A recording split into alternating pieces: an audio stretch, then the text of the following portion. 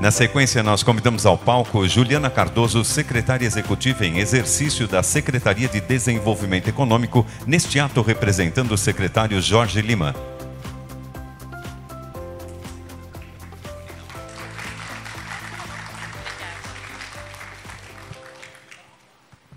Bom dia! Você viu, Neide? Você animou a turma toda aqui, hein?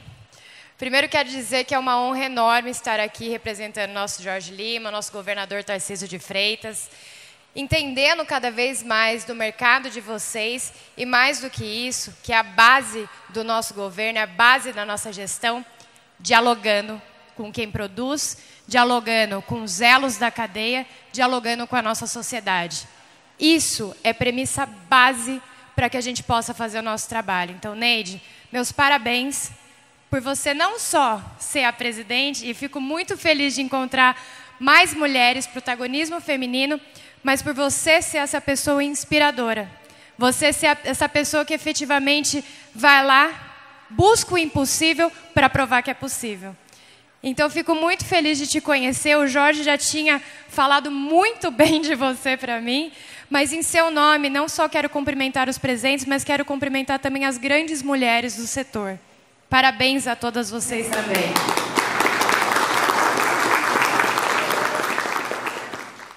Quero agradecer toda a diretoria da Abimapro, aos patrocinadores, palestrantes, prestadores de serviços, aos fabricantes, compradores, todas as redes presentes e os participantes.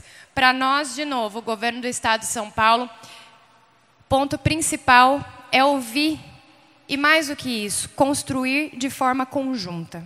É isso que nós estamos dispostos. Eu tenho alguns dados aqui, e aí a Neide já até me corrigiu em um dos dados, mas que esse momento que vocês estão de discutir as tendências do setor, entender o que está acontecendo no mundo e trazer para nós também como nós podemos ajudar, é um grande ponto. Mas a gente vê que muito desse esforço que a Abimapro tem realizado ao longo dos anos e o que o setor tem se colocado, tem trazido resultados muito concretos. Os números que eu tenho aqui é que esse mercado de marca própria já cresceu na média global 3,5%. Não sei se é o mais atual, mas eu vi que era o número oficial. Na América Latina cresceu 27,4%. E no meu número era 5,5% o crescimento no Brasil. Mas a Neide já me corrigiu que vocês cresceram no último ano 12%. Isso é uma tendência importantíssima, isso é um espaço no mercado cada vez mais relevante que não pode, como a Neide bem colocou, ser ignorado. Que a gente precisa efetivamente olhar para vocês como um nicho para que a gente possa trazer políticas mais eficientes. E trocando ideia aqui, a gente vê que eu tive a experiência já de acompanhar muito do mercado de FLV. A gente, Neide, chama de 3FLV. Porque são flores, fungos, frutas, legumes e verduras. Porque também são produtos frescos que têm um potencial enorme de se engajar nessa cadeia. Muitos deles, as flores, claramente, já têm um protagonismo muito grande nesse processo. Mas que quando a gente olha para a marca própria, a gente vê uma coisa que poucas pessoas conseguem enxergar. O nosso estado, e é um dado muito importante para vocês terem, nós temos 645 cidades. Nós representamos 30% do PIB do nosso país e cerca de 27% para 28% de todo o consumo do nosso país.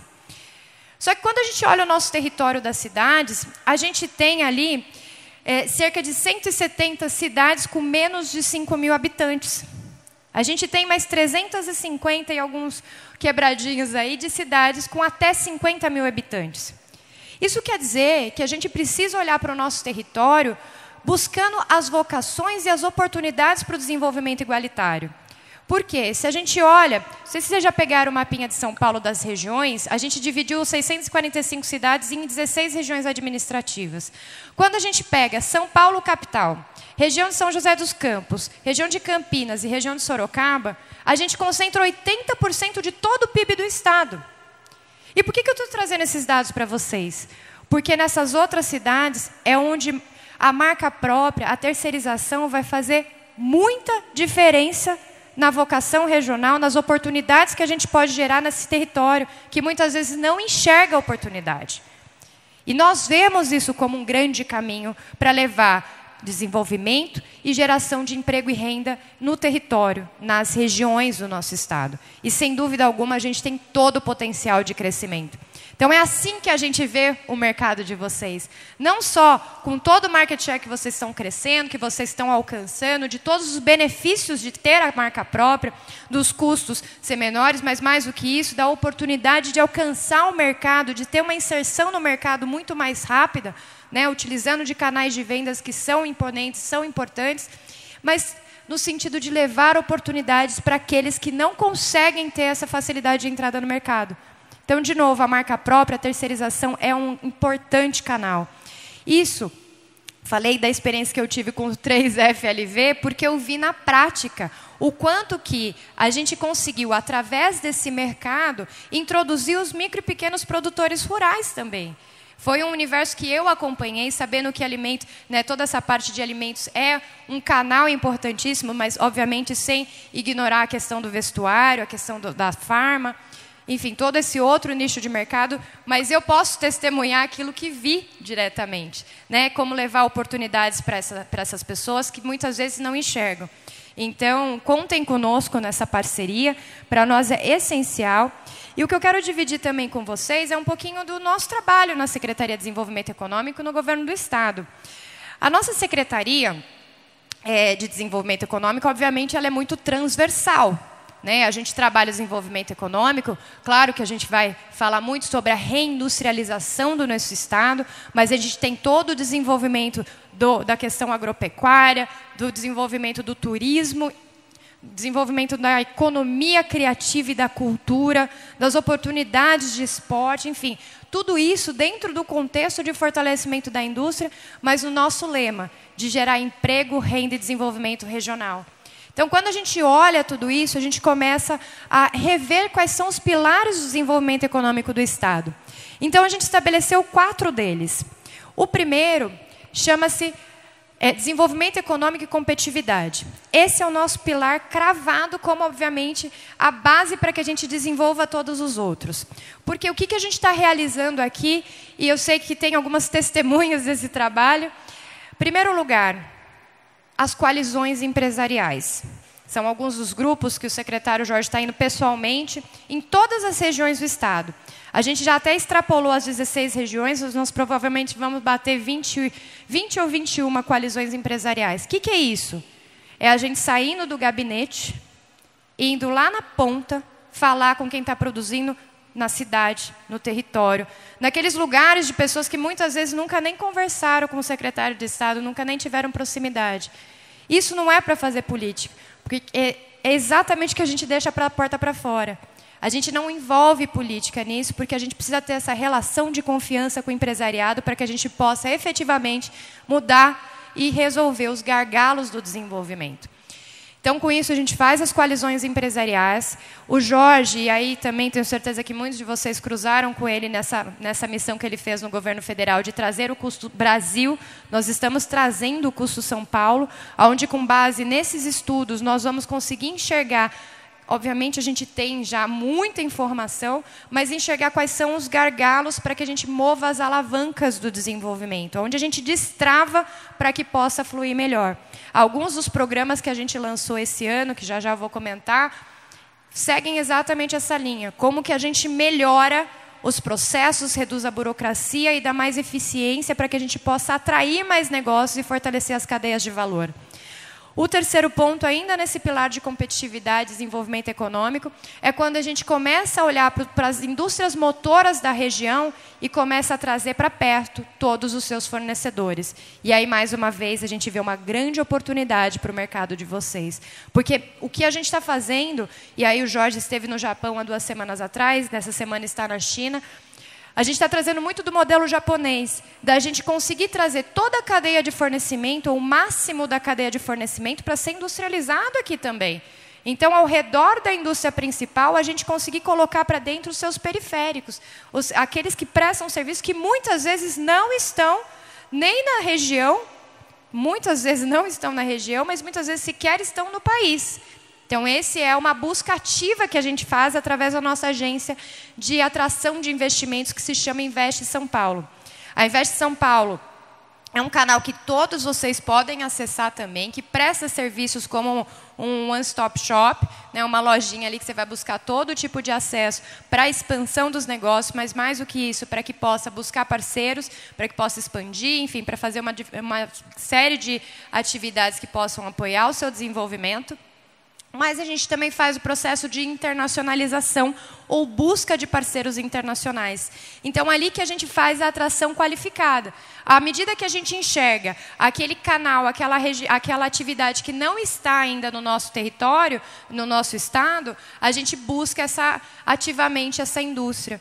Isso é essa indústria que, de novo, vai ter a oportunidade de vocês acessarem essas informações como oportunidade de negócio, mas também esse processo de atração ou, como eu falei, de internacionalização. Nós temos 4 escritórios internacionais, um em Xangai, um em Dubai, Munique e Nova York, para exatamente fazer essas conexões internacionais que possam apoiá-los para fortalecer os elos institucionais, para a busca de fornecedores, enfim, para uma série de opções que vocês tenham para conhecer o mercado internacional. E estou só no primeiro pilar, mas não vou me alongar muito nos outros. O segundo pilar ele é focado em qualificação profissional. Tenho certeza que cada um dos senhores e senhoras aqui sabe a dificuldade que é a formação de mão de obra, apesar de que o Estado de São Paulo reúne 70% de toda a mão de obra qualificada do nosso país, mas mesmo assim a gente tem um gap muito grande. Nesse sentido, nós entregamos, e por isso, de novo, ouvi-los é essencial para que a gente possa desenhar os cursos de qualificação de curto prazo adequados para atender a indústria, ao comércio, enfim, toda a gestão de vocês, toda a demanda de vocês para ter mão de obra qualificada. Esse é o segundo pilar. O terceiro pilar, ele é relacionado, e eu vou deixar o último, que é onde eu quero falar mais dos programas, é relacionado ao fomento. Nós temos tanto o banco de microcrédito, o produto de microcrédito para empreendedores pequenos, bem pequenininhos, temos até linha para os informais, embora a gente esteja, obviamente, focando em impulsioná-los e fazer com que eles se tornem formais, mas a gente tem a Desenvolve São Paulo. Se vocês não conhecem, conheçam. A Desenvolve São Paulo é a agência de investimentos do Estado, é o banco do Estado, entre aspas, onde a gente tem linhas de crédito disponibilizadas especialmente para pequenas e médias empresas, em condições incríveis para fortalecer o desenvolvimento. E quando a gente casa esse nosso projeto de desenvolvimento do território, das regiões, com as oportunidades que vocês possam ter, vocês vão encontrar linhas de crédito bastante imponentes, bastante importantes e competitivas com o mercado, para que vocês possam acessar e crescer ainda mais. A Desenvolve vai estar aqui? Show de bola. Então, assim, tirem todas as dúvidas, façam sugestões, conheçam realmente profundamente eles, façam que eles sejam seus amigos de infância, porque eles são realmente incríveis. E a meta do governador é que a gente realmente possa atender com os melhores produtos, com os melhores serviços para vocês, para que possa desenvolver. Nós somos uma agência de fomento, nós não precisamos ter lucro. A gente precisa entregar valor para a sociedade. Então, colham o máximo que vocês puderem da Desenvolve São Paulo. E o quarto pilar, e eu deixei ele por último especialmente, porque tem muito a ver com algo que vocês estão trabalhando aqui, que é uma pauta que eu já sei da Bimapro, que é a parte de empreendedorismo e liberdade econômica. Por que eu coloco esse por último? Porque o nosso programa de liberdade econômica, chamado Facilita SP, que foi lançado recentemente, ele tem um grande objetivo: desburocratizar o nosso Estado. Como que a gente faz isso? A gente criou um mecanismo de classificação de riscos, onde pretendemos lançar agora em dezembro cerca de 900 atividades que serão classificadas como baixo risco. E nesse processo de classificação, eles já ficam isentos de ter alvarás e licenças de acordo com esse tipo de atividade econômica. O que isso quer dizer, Juliana? Isso quer dizer que quando a gente vai fazer o processo de abertura de empresa, ele vai conseguir, sendo classificado como baixo risco, ele vai conseguir trazer a sua licença ambiental, a sua licença do Corpo de Bombeiros, a sua licença de um eventual GRAPOAB, enfim, todas as licenças que geralmente, e de vigilância sanitária, todas as licenças que você precisa para operar o seu negócio, se você for classificado como baixo risco, você tem imediatamente a sua autorização de operação. Isso já é a forma como se lida com a lei de liberdade econômica, mas a gente deu um passo adiante. Para aquelas atividades classificadas como médio e alto risco, O que nós queremos entregar para as empresas são duas palavrinhas que a gente pouco espera do Estado. Uma delas é maior transparência nos documentos necessários e dos trâmites necessários para a obtenção das suas licenças. E o segundo é previsibilidade. Quem investe precisa saber qual é o tempo das coisas para se programar. Então, é isso que nós vamos entregar também, indo um pouquinho além da liberdade econômica, mas focando em entregar algo de valor para aquelas atividades econômicas que talvez não sejam classificadas como baixo risco, mas que sim merecem toda a sua atenção e respeito. E já trouxemos todos os órgãos envolvidos, todas as atividades vão começar a ser classificadas agora. Nós temos parceiros, e inclusive na reunião de dezembro, que nós vamos fazer essa primeira classificação dos quinais, nós vamos ter a oportunidade de trazer convidados à medida que a gente vá avançando nessas reuniões. Então, se tiverem pautas específicas quanto à classificação de riscos, serão muito bem-vindas para a gente dialogar com vocês. Então, guardem também esse programa, que é o Facilita SP. E aí, discutindo aqui com a Neide, tem um outro programa que eu vou contar para vocês, é quase que um spoiler, mas é importante eu trazer porque vai fazer diferença no dia a dia de vocês. Nós temos um consórcio aqui na região Sul e Sudeste, que reúne os 7 governadores das duas regiões, onde a gente discute em bloco aqui quais são os entraves, quais são as soluções que a gente pode olhar conjuntamente para promover o desenvolvimento da nossa região. Região essa que reúne aí cerca de 70% do PIB e da população do nosso país, ou seja, não é nada desprezível. Mas que a gente começou um processo nessa linha da desburocratização de trabalhar rotulagem de produtos, sabendo que há uma discrepância entre os diferentes estados quanto às regras de rotulagem. A gente vai começar com alguns pilotos para ver, obviamente, e vale dizer da responsabilidade disso, porque eu falo que é um spoiler, porque a gente ainda tem muito tempo para discutir, porque muitas das regras partem de leis.